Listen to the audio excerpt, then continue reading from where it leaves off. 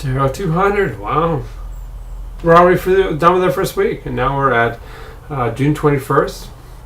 Thank you for really getting in there and discussing the global consequences of our major explosion in population. I really love reading a lot of people's own perspectives, a lot of times from very different cultures. Sahil had really valid points that she raised from her visits to India and places like that. Aram, Pedploy, Natalie had some really great responses. A lot of it was centered on cultural responsibility as well, in terms of dealing with older people. Science is going to continue to push an extension of the lifespan. We're going to get rid of the major causes of illness and death, and not get rid, but minimize them, and so people live longer. And so we now have to look at generationally, what's our responsibility, and I think I mentioned in a couple of my posts in students discussion that we have a real issue in America where the expectation is that we're supposed to launch out individually, and you turn 18, you move out, and you never look back. And I think that's really kind of different than most cultures in the world, and it's not a real strong point to trying to kind of survive financially. I think many cultures come here and maintain what I call the family collective. Look, there's my dog, and that's Bella. Hey, Bella, come here. Bella's a German Short Hair Pointer. There she is. She's a crazy dog. Anyways, you should see her in the pool. In fact, I'm gonna send you guys my pool video. She's hilarious. So the family collective is much stronger, all right? Because you have caregiving. A lot of you are going to have kids, and who's going to watch your kids? Well, grandma and grandpa can watch your kids. They can live in the same household even, okay?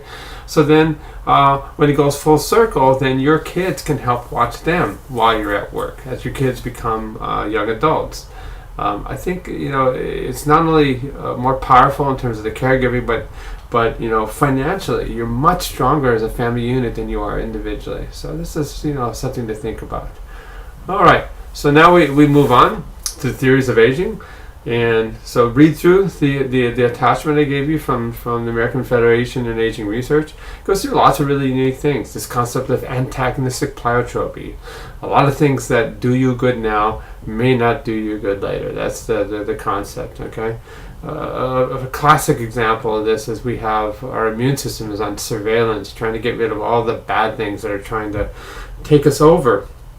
And the way it does that is it sounds the alarm called inflammation, okay? And inflammation is good, but down the line, a history of inflammation can be really bad. And that's how you get arthritis, Alzheimer's disease, Parkinson's disease.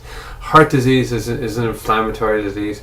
So there's lots and lots of examples of this. In the article, they talk about this cancer surveillance gene, P53. So it's really interesting, okay? We look at the metabolic functions, free radicals, lots of really neat theories to kind of sink your teeth into. And I look forward to seeing what you guys think is best. Okay, so keep on there, man. We're, before we know it, this summer semester is over. I expect you guys to put out a good effort, and you have so far. Don't forget that your first critical thinking assignment is due tomorrow, okay?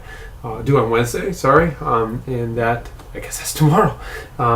And that was, okay, the analysis of population dynamics from your community.